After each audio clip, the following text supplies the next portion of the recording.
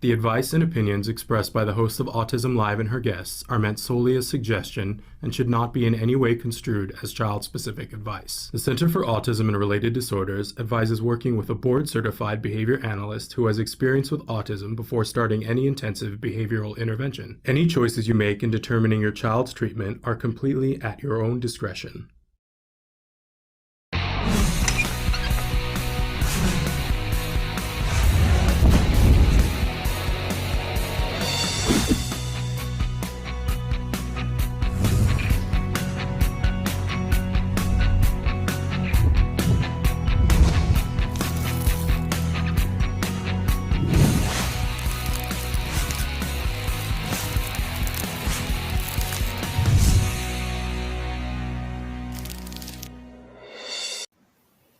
Good morning and welcome to Autism Live and to Ask Dr. Doreen. I am Shannon Penrod and we are coming to you live from many different places. And if our backgrounds look different today, it's because Dr. Grampuchet and I are both in different places for different reasons. But we are thrilled to be here with you on this Wednesday morning. We're going to be with you live for the next hour, internet willing. And we're excited to be here. Good morning, Cecilia. We're so thrilled that you're here with us. We are, as I said, we're going to be live for the next hour, and there are lots of different ways to connect. I want to show you really quickly. But first, I want to say good morning to Dr. Grampuchet and tell her how grateful I am to be here with her in this month of gratitude, and how thrilling it is to be here, because for those of you who watch the show, you know that Dr. Grampuchet is a true expert in the field of autism, and she's here today to answer your questions, which is a really wonderful thing, and it's such a privilege to be able to be here with her. So first of all, good morning, Dr. Grampuchet, and thank you. Good morning. Good morning, Shannon, and thank you very much, and it's always a privilege for me to be here, and I just want to right away apologize to our guests if we should have any technical problems. Hopefully we won't today. I am in a new location, so we're testing things out. And also, if I keep looking up, it's only because my camera is below my screen. So when I look up, I'm reading the chat room. Okay. So it's nice to be here, and I look forward to answering questions. Well, and since we're going to throw out apologies there, I'm in a different part of the house this morning because my neighbor has decided to take a chainsaw to everything in his yard. And even though I very politely went over and said, could you not during this hour, he informed me that could not happen. Now it is quiet at the moment, but we'll see. So if you hear it, I apologize in advance. We've done everything to get as far away from it as possible, but it's life, and this is life on life's terms this morning, right? But we're coming to you. I've always said if we with this show, we've been through many different things over the years. And I've said, if we have to go live from the men's bathroom, well, we will. Fortunately, today, that's not on the table. Saying good morning to Bonnie. So thrilled that you are here with both of us. But I wanted to talk a little bit about, for those of you who are new to the show, and maybe this is your first time tuning in, there's lots of different ways that you can participate. And we keep growing that because Traven is so awesome and doing such a good job. So there are lots of different ways to connect, and we're going to show you some of them. Right now, in this moment, we are live on YouTube, on Facebook, on Twitter, and on Periscope, as well as live on our homepage, autism-live.com. If you look in the second column, it shows you all of the places that we record and are a free podcast. So that includes iTunes, Google Play, Apple Podcasts, Spotify, iHeartRadio, Ghana, Amazon Music, Google Podcasts, Audible, and Deezer. And that's just the beginning of the list. Traven has run out of room. There's no more room to put things on that side. We really want to be a resource for you. Our mission here is to provide information and inspiration. So we try to do that in as many places as we can to get to you for free. If you look at this and say, hey, you're not in my favorite place to watch a podcast, let us know, because Traven is very good at searching that out and finding out. We do have the asterisk that we want to be in places where we are free to you. And we will keep doing that as long as we possibly can. But I do want to say that if you're watching us on YouTube, Facebook, Twitter, or Periscope right now, you can be writing in real time. Bonnie just wrote in a question. We're saying good morning to Amanda as well. So you can write into us when we get it almost in real time, pretty close to real time now, getting better at that all the time. If you are watching us recorded and you want to write in a question ahead of time, because we have some questions ahead of time, you would want to go to autism-live.com, click on the chat button there. It pops up and you're able to send us a question. And I always check that before we start the live show to see what the questions are. I do also want to say that right now we are featuring the toy guide from last year, from 2019, on our homepage, autism-live.com. There's a little toy guide icon at the top. You can check out what the toy guide was for last year, but we're getting ready to unleash soon. I don't know how many days away we are from unleashing the toy guide for 2020, which I'm very proud of. And I'm so excited. We've added more awards. We have some that are just meant to be boredom busters in COVID. So I'm really happy about that. But back to Dr. Graham-Pichet, because her time is so valuable. Want to remind all of you that she's been working in this field for, it's like I have a mental, it's over, is it 40 years? It's just like, it's redonkulous. 40 years. 42 now. Well, if you count this year, it's 42. That's insane. Because you don't look 42. So like my brain rejects it and goes, no, it can't possibly be. So, but she's been working in this field, and not just working with small children. She's worked with everything from babies up through senior citizens. She absolutely has worked with children, but she's worked with teens, adults, like I said, seniors. Good morning, Christina. Good morning, Charmaine. We're so excited that you're able to catch us live this morning for the first time. That's wonderful. We're thrilled that you're here. But Dr. Graham-Pichet, truly a visionary in this field, and I believe the preeminent expert in our time. And what other time is there? But I do want to caution you that there is no expert in this particular way of doing things that could give individually specific advice. So when you write in, please give her as much information as possible. You will get to pick her brain, which is a wonderful thing to do. But remember that it can't be individual specific. It wouldn't be fair to the individual to assume that she could know everything from a short blurb without having eyes on the situation. Okay. So I want to go to a question that was written in the night first. My daughter wants to grab anything she can in the household and puts all of it in her mouth. What can I do? I don't want to make light of this, but you know, I last night I wanted to put everything in the house in my mouth too. So I realize it's a different thing, and I don't want to make light of it because this is a very serious thing. Yes, and you know, people can be injured by something that they ingest or put in their mouth. So that's right. Putting all of the comedy aside, what can we tell this parent? Yeah, so, and unfortunately, that's a question from last night, so the parent might not be on the show right now with us, but I guess I would want to know if the child is actually ingesting, swallowing the things that he or she puts in her mouth, or if she's just putting them in there, kind of moving them around a little bit, chewing them, and then spitting them out. There is a difference. Pica involves swallowing things, and that does actually become quite dangerous. And also, we would then need to find out if there are some nutritional deficiencies. A lot of times our kids, it's shocking stuff, but you'll see a little child who, for instance, might pick apart the wall and eat the wall. And then you find out, and this has happened actually, and we find out that the child has very significant calcium deficiency and is trying to replace that. So those types of things do happen. It is very important to find out if there is a deficiency. In terms of putting stuff in the mouth and chewing, that happens a lot with kids who have apraxia. In Europe, it's called dyspraxia, but it's basically the same thing. And it has to do with just the, you know how children, very, very young babies, will also put things in their mouth. And some of it has to do with them just trying to figure out what it is.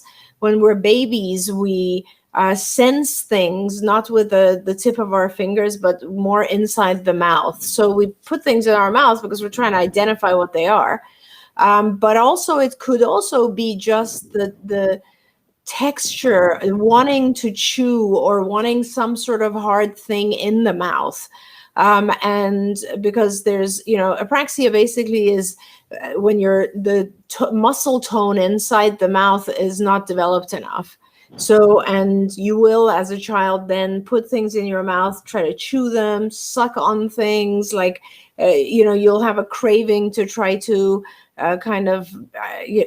put some activity in the muscles in the mouth. So, like everything else, unfortunately, I have to say, we can't really determine what's the best course of action unless we know the function.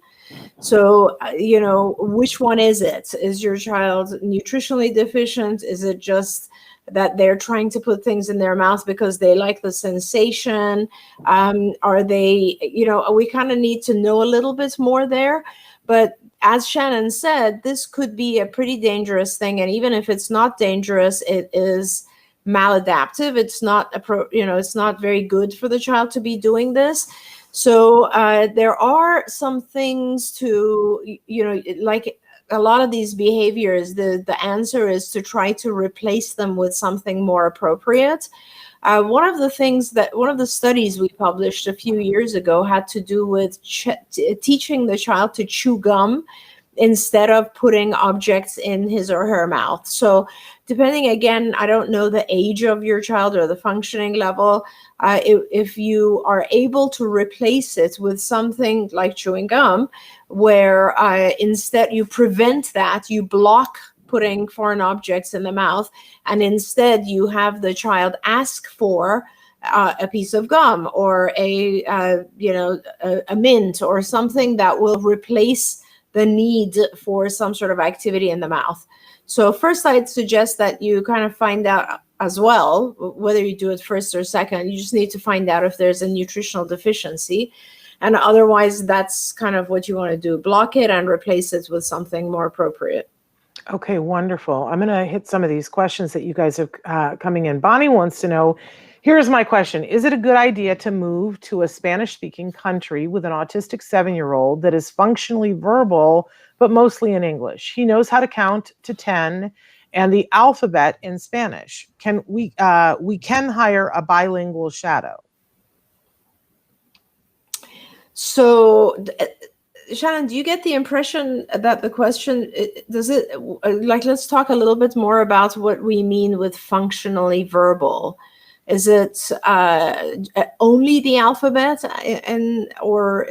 I think that's the Spanish part, huh? Okay, and so I'm guessing that the child can kind of communicate his or her needs in English pretty well.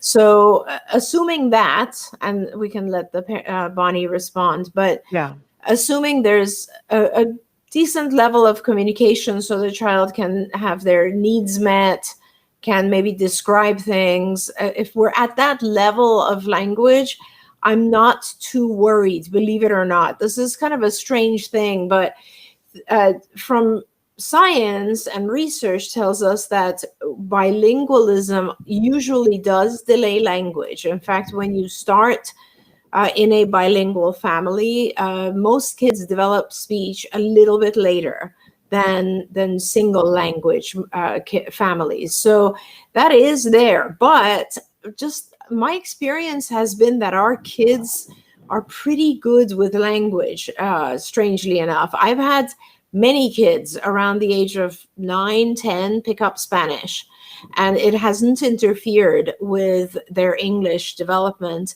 What I really do want to recommend is to make sure of two things. One is, well, it's all one thing really. Make sure that he doesn't get frustrated.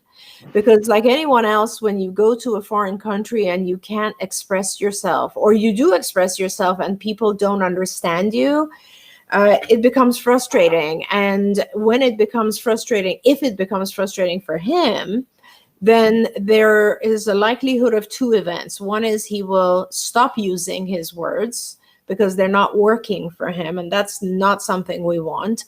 And the second is that he'll get frustrated and maybe aggressive or angry about it, which is also something we don't want. So obviously it's safer to stay in an English-speaking country until his language is much more fluent. But if you don't have a choice and you really like it's a family decision and you must move, then I just recommend that you make sure when he says things in English, as he's learning Spanish, his English is still effective and that he is able to get people to give him things and to pay attention and so on. That is very important. And did you see that she said that he can say his needs in English, but he's not conversational in English Yep. yet? Yeah. Yep. Okay. Just wanted to see that. Moving on, I just want to congratulate Christina. She says, my little told us 2 times this morning he needed to poo. And we are so happy. He even went poo in the toilet. And we are so grateful for all of our help. And she sent us a heart. And I'm just sending her a hug because I know that this is a mom that's been working on this for a while.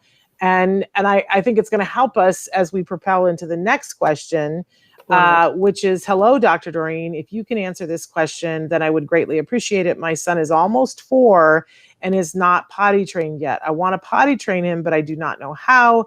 Are there some strategies on how to do this? We are not getting help, too much help with certain things with my son. Yeah, so potty training is the biggest question, it's the most frequent question we get here. And congratulations that you're at a point where you want to work on it. That's wonderful. Mm-hmm. And although it is kind of it appears to a lot of people to be a scary and arduous task, it's not really. It will work, as you can hear from the other parents who had success today. When you start potty training, though, you will just work on urination and you will leave bowel movements alone for now. But the best procedure that we've been, honestly, I was trained in this procedure back in like 1979. So, it is still the best procedure that all ABA people use. It was written up by Fox and Azrin. And I think we've not only done several shows about the step-by-step how to do it, but I think we've also maybe provided the actual link to where you can see it. If you actually even Google Fox and Azrin toilet training, it does pop up. So you can also get a written version of it there. But Shannon, you might want to tell them about our shows and how they can search there as well. Yeah, on our website, autism-live.com, if you go there are a couple of ways you can search things. One of them is that there's a little, one of those little looks like not a microscope. What am I saying? A magnifying glass, right? It's a search feature and you can search our entire feature and you would put toilet training in, right? And it'll show you all the videos that we've done that have toilet training in their search feature. But that's a lot to go through and it's not going to be completely suited to what your question is. One of the things I recommend is when you go there at the top of the website where there's a little toy guide icon next to it, it says search by topic. And when you click it, it gives you the choice of Ask Dr. Doreen. You go in there and you put in toileting. And it'll show you all of the questions that people have written. It's not completely up to date since COVID, but it'll show you all the questions that have toileting. If you click on the question, it'll take you right to where Dr. Doreen gives you the answer. So that's a great resource. There are so many videos and there are so many topics, but the reason why I like the Ask Dr. Doreen one is that you'll see the question, which is, how do I help my 12-year-old not, smear feces on the wall, which is vastly different than the one of how do I toilet train my 4-year-old?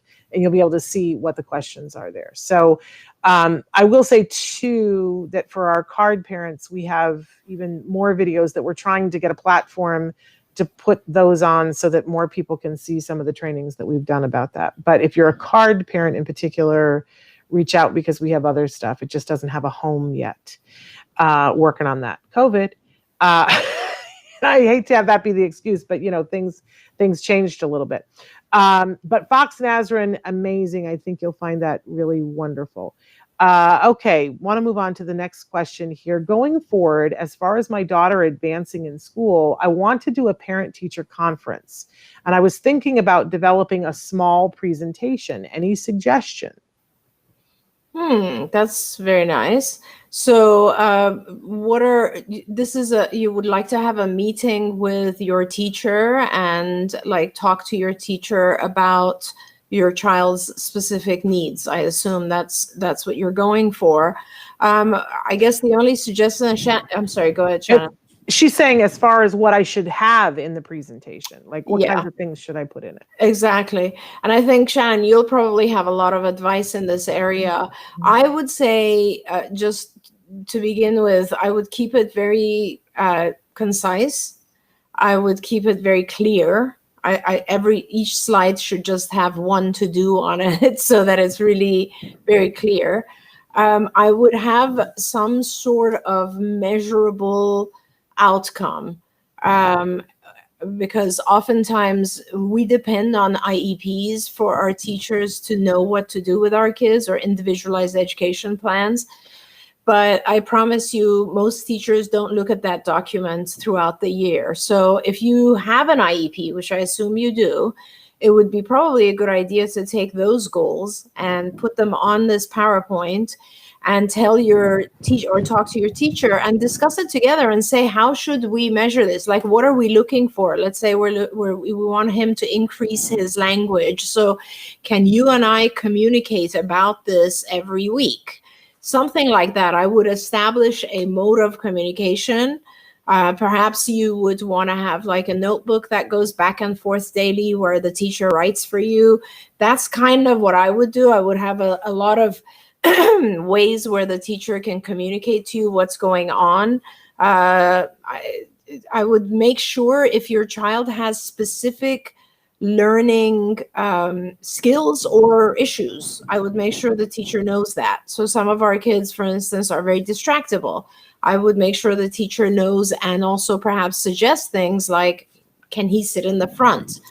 Can you please check on him? He depends on a token system. Whatever it is that you've established so far, make sure the teacher knows that, his specific needs, and also make sure the teacher knows his specific rewards. That's kind of an important one too. It's like, when he does well, could you please like give him a smiley face or let him go outside? Whatever it is that is a reward for him. Shannon, what are your thoughts? I'm sure I'm missing a lot of things here. No. I love the idea of doing a presentation. I just want to caution you that when you go to the IEP, you're going to be dependent upon their technology working and their Wi-Fi working for, to be able to show it. So I would just caution you, if print it out. Well, print it out and be prepared to know it without being able to look at it is one of the things. And the thing that somebody, and I believe it was Bonnie Yates that taught me to do this, and it was amazing, is that you ask in advance of the IEP for them to give you all of their written reports 48 hours before, so that you have a chance to sit and read through them, mark them up. I used to put color-coded little things, and say, green was for where I had a question, red was for where there was a mistake that I wanted it changed before I would sign it, right? So I would do all of that. And then once I had done that, I would sort of ruminate on it. And then I would write them a letter. And I would write the letter and I would say all the good things. I would say, thank you so much. And we love that, this person and that person. We want to thank this person. We want to thank that person. So you always butter them first, right? And then I would say, moving forward, here are the things that we want for our son because we think that they're what would be appropriate. And I hammer the word appropriate because we can't ask, unfortunately, for what's best. We have a legal right to appropriate. So I would just say, here's what we think is appropriate and here's why. And then I would number them. And I would, each thing, like, we think that he needs to continue having a 1-to-1 aid. And we want it to be thus and so. We've seen him be, and I would always have what we want and why we want it. And I would have it be something and say, the data shows that he's doing really well in class with the aid, right? I would just go through. And so, sometimes some years I had 10 things, some years I had 2 things, but then I would say, thank you so much. This is what we want. And my husband and I would sign it. So when they go around the IEP and it would come to my turn, a lot of times I would already be so mad that I almost couldn't speak. And all I would do is read the letter into evidence, if you will, sign it and hand it to them right there at the IEP meeting, which meant that they then had to respond. And there were so many things that helped us to be successful with school, like skills really helped us to be successful with school and to know what to put in that thing. And so we can talk about skills, but having that letter helped me because I wrote it when I was thinking logically, not emotionally. And all I knew at the IEP meeting, all I had to do was read it, and it was well thought out and edited, and I didn't have to worry. And because it's written, you hand it over to them, and it now becomes a record of the IEP. And because I read it while the tape recorders were going, it's official, right? That we asked for that and that we said why, and they legally have to respond. So that's my sort of thing on that, why I think, because I do think having your ducks in a row really helps. But for me, it meant a letter. But I love the idea of a PowerPoint. It's a very good idea. If I could have had dancing bears come in, and we used to bring a picture of our son too when he was little, or anytime they didn't know him, we would bring a picture of the boy in so that it was like they couldn't just give us a cookie cutter. And I would refer to it and say, well, my son doesn't respond to that well. My son, I was horrible, passive aggressive, but that's kind of what works. Is now a good time for us to talk about skills since I brought it up? Sure, of course. Why not? Okay, so I'm going to take a second here, Traven, and I know you're helping her to be able to see the chat because you guys have written in so much. So go ahead and work on that. I'm just going to tell everybody. So skills is this wonderful tool that can be used in so many different ways. And I always say to people, it's like Disneyland. Don't expect to do it all in one day, right? Decide what it is that you want to go into skills for. But skills does a lot of stuff. And then the companion piece to it is IBT, which is the Institute for Behavioral Training. And there are a lot of great tools in it. And every week, Skills and IBT lets us know what they're offering you guys for free. So here we go. Get your pencil ready, because at the end, I'm going to give you the phone number to call to ask for these things.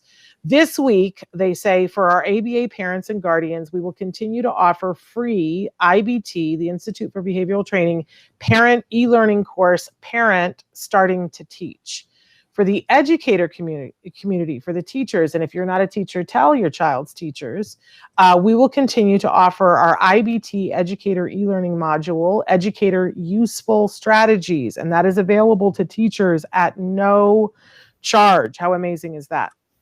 But also, and I think this is one of the most exciting things, we will continue to offer our RBT, which stands for Registered Behavior Technician 2.0 training course, free for the parent audience on a case-by-case basis, which means you have to ask for it. That's a 40-hour course that is like the training, the video portion training that registered behavior technicians, your really good trained therapists get.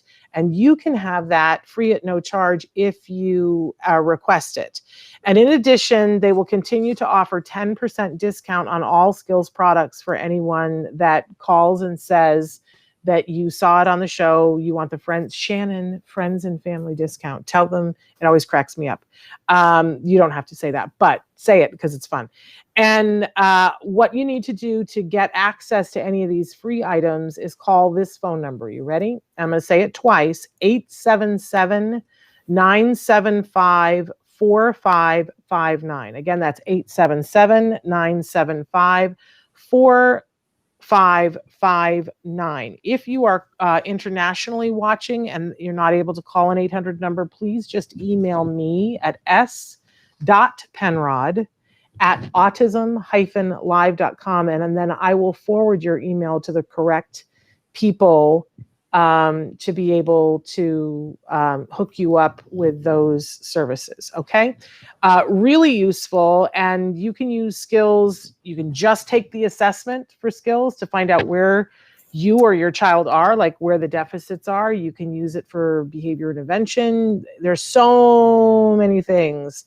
It was so helpful to me in the IEP process. Okay. So I want to get back to the questions here. Good afternoon, ladies. My 4-year-old daughter on the spectrum speaks to her brother in conversation, will talk to my husband and I, and that is all. She will not talk to anyone else. She loves going to preschool, therapy, Sunday school, etc., but she will not talk to the other kids. Any ideas or suggestions? She starts ABA on the 10th soon. And we've had at least one other parent write in and say, I'm so interested to hear the answer to this, that they're looking into selective mutism as well, and that their daughter has it. So Dr. Granpeesheh, this is a very interesting case, right? 4 years old, speaking in conversation, but not only to very select people. Yeah. So that is kind of good news, in my opinion, because it is just about anxiety. So it's not about the child's capabilities. This is just an extreme version, in my opinion, of social anxiety or being shy. So you just, like everything else, you break it down and you essentially reward very, very, very small steps. And I'm sure once your ABA team gets on board, they're going to do the same thing. They're going to suggest that you reward her for, let's say, the person who is the closest outside of your immediate family. So let's say a grandmother or a housekeeper or somebody that she does see frequently, but she has not spoken to, would be the first person to try this out with.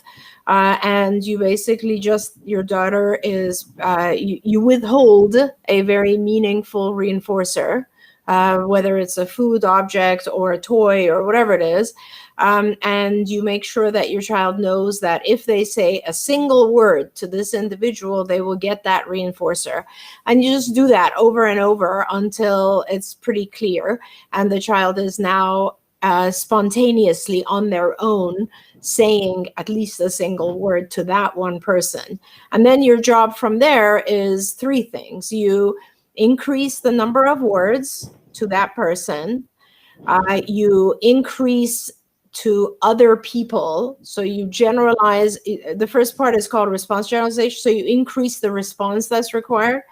Then you're in stimulus generalization, which basically means you will increase the number of people that she will say a single word to and then sentences to. And you always do that by rewarding.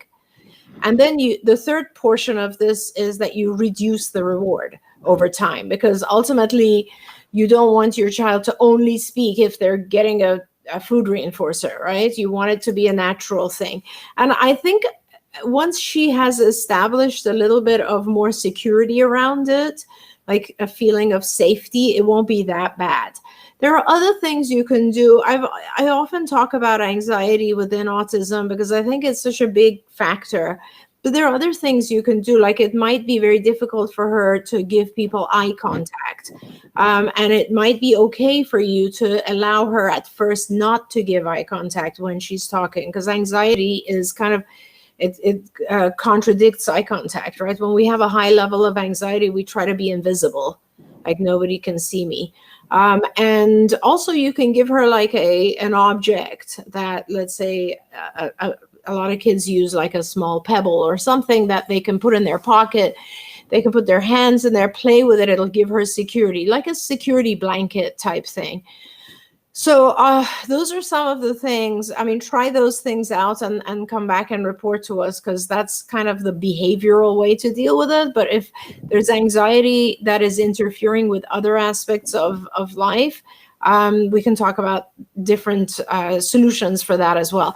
By the way, if, let's say, her sibling or you or someone else is around her, standing around her, that could also give her a sense of comfort if she's about to say something to someone else. But don't prod her, because when we put our kids under a lot of pressure to perform, it increases anxiety. And I generally do actually put our kids under pressure to perform in ABA, but not when they're highly anxious. When they're highly anxious, you kind of have to draw it out of them by motivating them. And the way you motivate them is with a reward. Okay, and I'm glad you went back to that, because I just want to get a little clarification. I think this is one of the most misunderstood parts of ABA, because I think experts talk about it and parents put it through a filter that isn't the right filter. So when you say withhold a reinforcer, we're not, I just want to be clear, we're not talking about walking up to the child while they're holding their favorite stuffed bunny and grabbing it out of their arms and saying to them, I'm taking this and I'm putting it on the shelf. until you No, talk yeah. to the housekeeper. Yeah, That's not thank it. you. No, thank you for clarifying that. Yeah. So oftentimes I will sit with parents and give them a lot of ideas about satiation. This is like a big area because ABA is all about motivation and reinforcement. And reinforcers, we all have reinforcers. Like everybody has a reinforcer. If you think your child doesn't have a reinforcer, believe me, they do. One reinforcer that we often don't think about is self-stimulatory behavior. When a child is doing self-stimulatory behavior, that is rewarding, and that in itself can be used as a reward. But there's so many things. Like most children will have a food reinforcer. Some children will have social reinforcers of different kinds, spending time with you, playing in the playground, toy reinforcers, tangibles, activities. I mean, there's so many things. Sensations, sensory reinforcers. A lot of kids enjoy things like, a scoosh ball or something like that. You have to play with it. And actually, if you just observe your child, if they have access to a lot of things, they will be drawn to those things that are reinforcers. So now when I say withhold, it's not take it out of their hand. It's actually try to put those things away so that the child doesn't have free access all the time. So you could do that at night after the child is asleep. You can put them away. And then when you see the child looking for that object, you definitely want to give it to the child, but you want to require something. You want to require either an utterance or in this, like some sort of response that you're currently trying to increase. So don't give away all the reinforcers for free. Give them when the child has done some behavior or some vocalization, something that is part of their growth cycle. That's all. Yeah. Yeah. Really important. Because I know a lot of people are like, oh, you're talking about taking away the things that are reinforcing to them. No. We're talking about making sure that they're there as a reward. Because none of us are sitting there and feeding our kids chocolate cake every minute of every day. Like we wouldn't. We know, like, and first of all, it wouldn't be good for the kiddos. And after a while, they would hate chocolate cake if that's all we fed them. You save chocolate cake for special occasions. And that's what she's saying to you. Save those things for special occasions. And that's what keeps them special. And your kids will want to be, they'll be motivated to do something because when I do something, then I get all they connect it together. And that's the keys to the kingdom right there. Because I was just talking about this with a parent yesterday afternoon. And I was saying, when you key into that mindset of, I'm going to make, when my child does things that are good for them, I'm going to make sure that it's rewarding from them. And then they key into it. Life becomes so much better. And, yeah, absolutely. I'm sorry to interrupt, Shan, but I just want the parents to realize, like, we do this with all our kids, right? Our kids earn pocket money. This is all about earning your rewards. And that's really all it is. And believe me, you need to do that with your child on the spectrum because we need a lot of rewards because we're going to teach a lot of stuff. Yep, absolutely. Okay, I wanted to go back to a question that I had missed. Let's see if I can find it. Okay, Dr. Granpeesheh, have you ever heard of any studies with Rett syndrome and ABA? Mm-hmm. If we were to give our ABA prescription to CARD here in Virginia, could I request that we only focus on functional communication training? Because I'm guessing that their child has a diagnosis of Rett syndrome, and that's the thing that they would want to use their ABA hours for is functional communication. Yes, 100%. So I'm not aware of research that specifically Rett's and ABA, but I've worked with a lot of girls who have Rett syndrome. So over the years, in fact, one of my very early cases in the maybe even 70s or 80s was a child with Rett's. Rett's is classified as an autism spectrum disorder. So there are other genetic disorders as well that are classified under ASD, but you should be able to get the same funding. And yes, absolutely, when you tell your CARD office that you would only like to work on functional communication, 100% they will do that. No question. And by the way, I want to say that for everyone here. If your preference is for us to focus on just one area, that is absolutely what we will do. Don't forget, you are the parent, and you are the guardian, you are the parent. It is your decision what we work on ultimately, which is why I always want parents involved with their ABA supervisors and with skills, so that you can see the thousands of things that we would like to work on, and that you can narrow it down and say, hey, I know my child, I know this is where we need to be right now. And so absolutely, and we'd love to, and don't be discouraged. I have had a lot of success with kids with Rett's. Okay. Our mom, who said that her son requested twice today to go poo, wants you to know that they're doing an MRI of his abdomen on the 20th to try to figure out his severe constipation. And she's wondering, what are they looking for? What might they be looking for? So normally when you have very severe constipation, we're looking for inflammation, but that would be a scope. That wouldn't be an MRI. An MRI, they might be looking for obstruction. So it'll be interesting to see, or just, they're wondering if the intestines are non-functional for some reason or other. But I would go ahead with the MRI. And furthermore, I would probably try to get with a physician who has some experience with autism, a gastroenterologist who has some experience, like Arthur Kriegsman out of New York. And I'm not sure if he still also practices from Texas. Or Tim Bowie from Harvard. There are several physicians who are GI doctors who are very focused on the gastrointestinal issues that we have with our kids. And so they are very good. They will do a scope, an endoscopy, and an endoscopy is, it's pretty pervasive. It's not an easy process, obviously. Now, I used to work with Arthur Kriegsman in Texas years ago, and they had just started doing pill endoscopies, where you basically, it's a pretty large pill and you swallow the pill and the pill takes pictures, but that is only for if it's upper GI, if it's small colon, so small intestine. So I would, depending on what the issue is, you have options. Obviously, start with the MRI and make sure that everything is functional. And then they'll want to see if there are problems in specific parts of the intestine. Now, let's put all that aside for a second.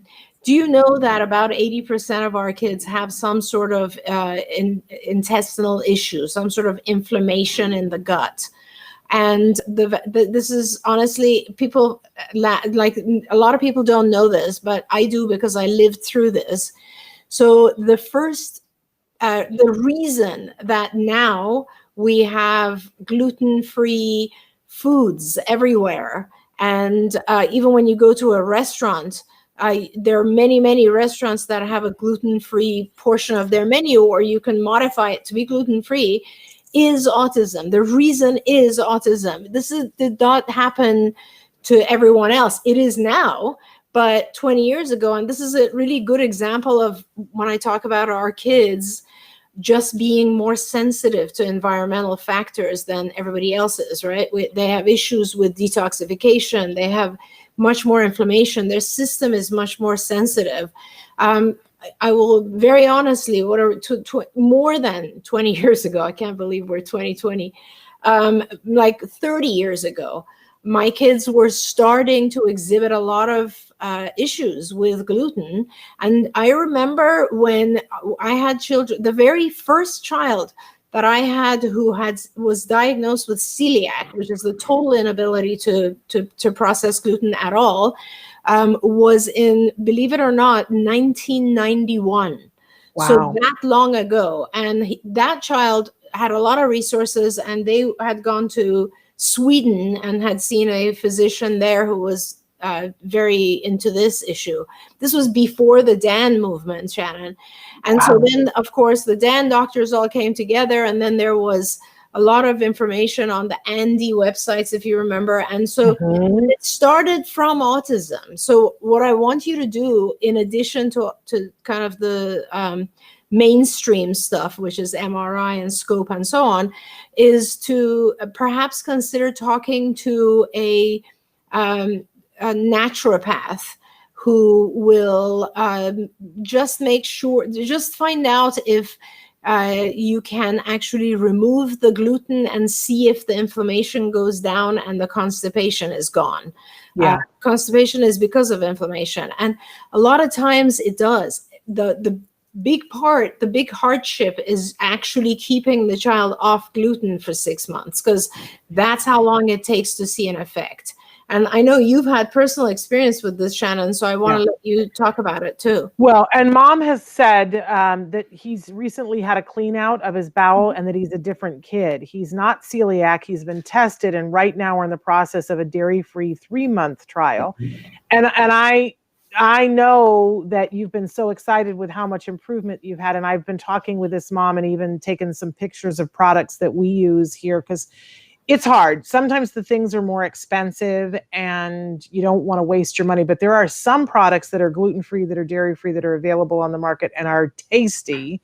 And there are others that it's like eating an asbestos tile, and they cost the same, a lot. So she and I have been talking a little bit. I will say this, that both my son and I have tested negative for celiac. Yes. But I test positive for having an allergy to wheat. He does not. But my child, if we have a wheat infraction, he even now has a harder time speaking.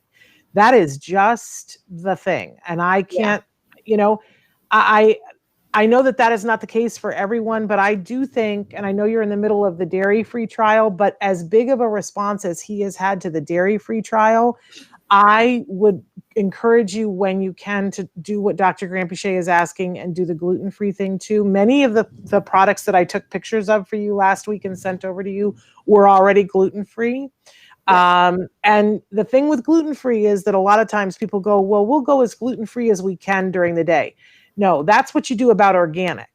You go as organic as you can and you hope for the best. But gluten-free, you got to do it 100% or you're not getting the benefit of doing it at all. And I want to say just two things about that. First of all, with dairy, it's the casein. So it's the protein in dairy, right?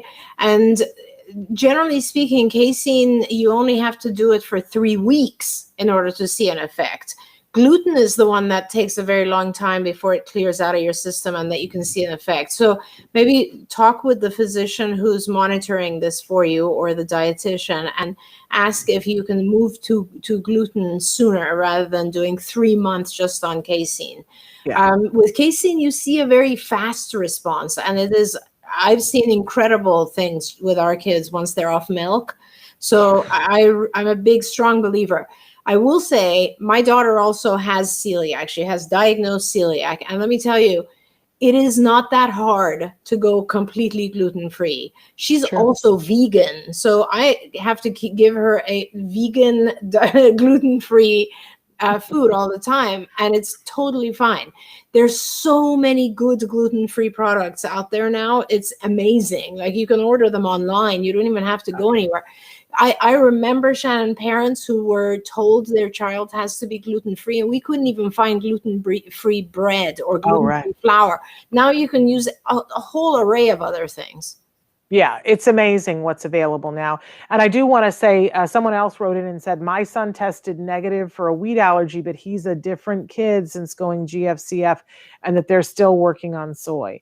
Great. Soy is the next bastion that a lot of people, and you'd like more info on the GFCF diet. And I think, we can absolutely do that here on the show. The other day, Dr. Granpeesheh, I showed them the box of a Breads from Anna banana bread mix that I was making. And everybody kind of went a little bit like, they were like, oh, I got to know more about that. So if that's information you guys want, we absolutely can talk more about that in coming shows. I will make sure that we do that. We're getting close on time, though, and I wanted to get to a couple of more questions. Okay, we got some more about potty questions. I have a question about wiping the bottom after a BM. We have put a visual schedule and provided reinforcers, but spontaneously, my 7-year-old doesn't clean himself. After pooping, once he is done, he just pulls up his pants. Yeah. So this is okay. You can teach this, but it requires someone who is teaching him, being with him every single time, and just stopping him at that phase and reminding him that he needs to wipe, and teaching that one step that somehow didn't get learned. And I would definitely recommend that you use like wet wipes, or what are they called? The new dude wipes. They're just wet wipes for adults, basically, and use those because it'll make it a lot easier for him to wipe. Now, I don't know your child. I wish I did, but you can do other things too. You can actually show him how to do this on a doll. You just need to make sure that he definitely knows the movement, how to do it, and that it's not obstructed. Like something's not coming in his way, and then he will and block him from moving forward unless he does this, and then you'll be good. And can I just say too that, when a lot of times we'll say, well, I gave a reinforcer for it, and we think that all reinforcers are the same and equal and even, but it's not that way for us. You might be giving a reinforcer for it, but the reinforcer may not be big enough. When you get the big enough reinforcer, it might, you might see a different result. Am I completely up a tree, Dr. Grampiche? Are you with me on that? You always say it has to be Shannon, fair. you can hear me. I can't hear you because we got disconnected. Oh, no. So I will call you now. Okay. All right.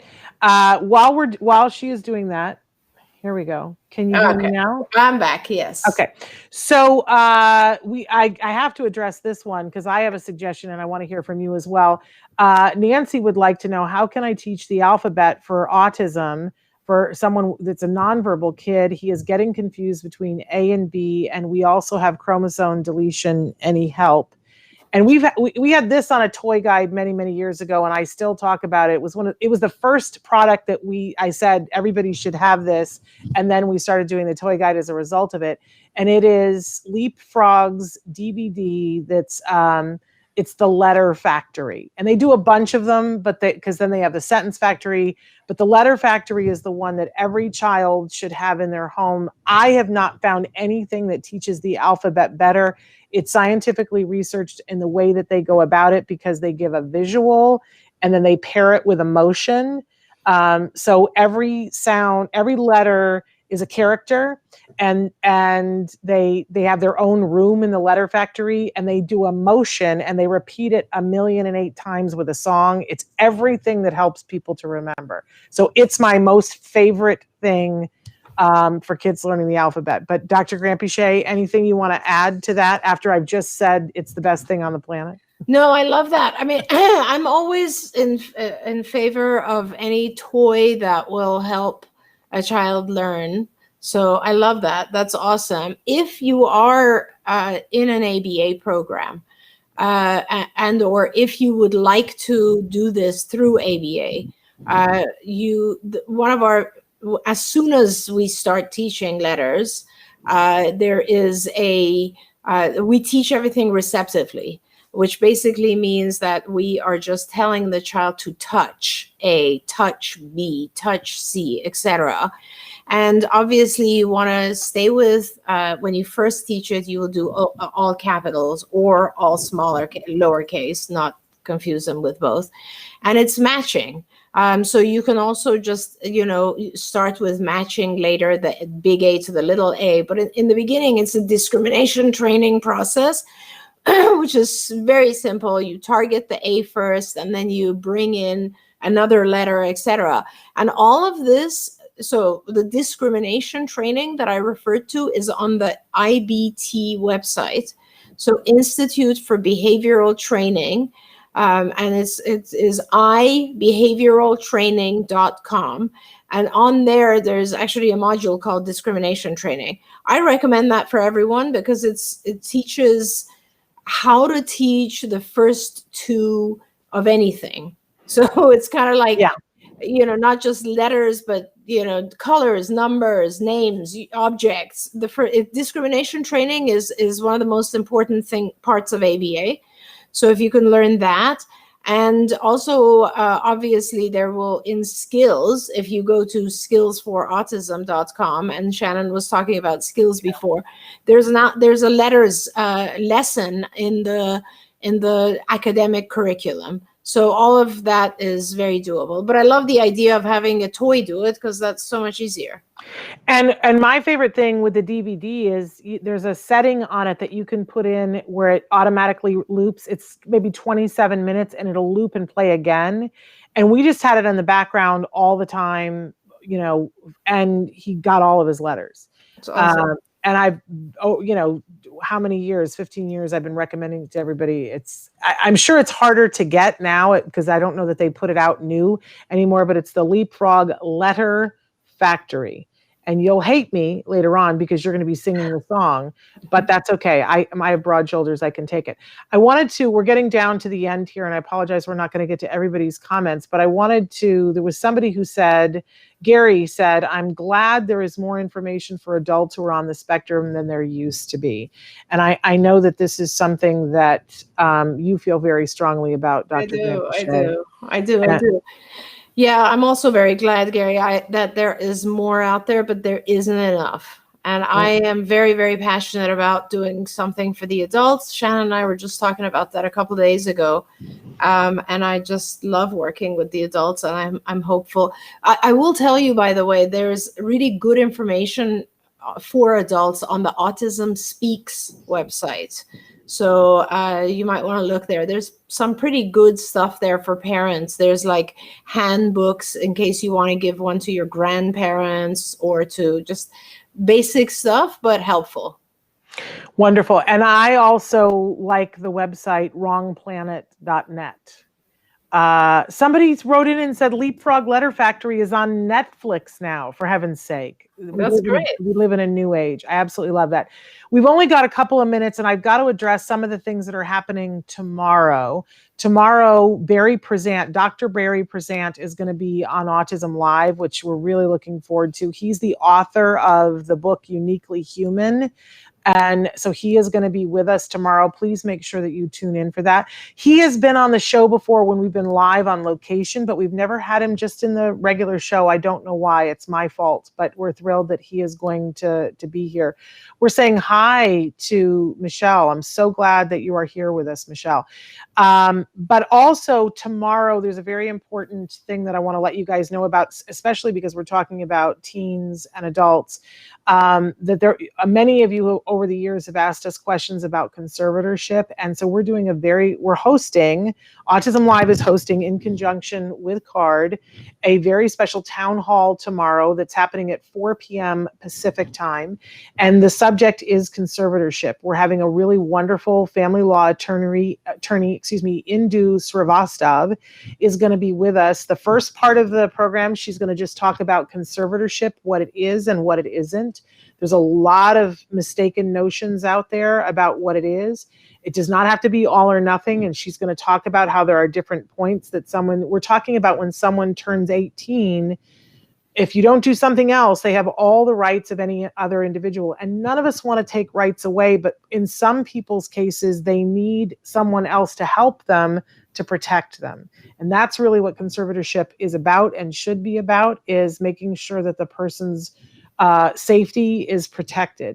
So she'll talk to us about what it actually is. Then she's going to give some resources for people that don't live in California, but she's going to talk specifically about the letter of the law in California. And then at the end, there will be a question and answer period for anyone, whether you live in California or another state, about conservatorship.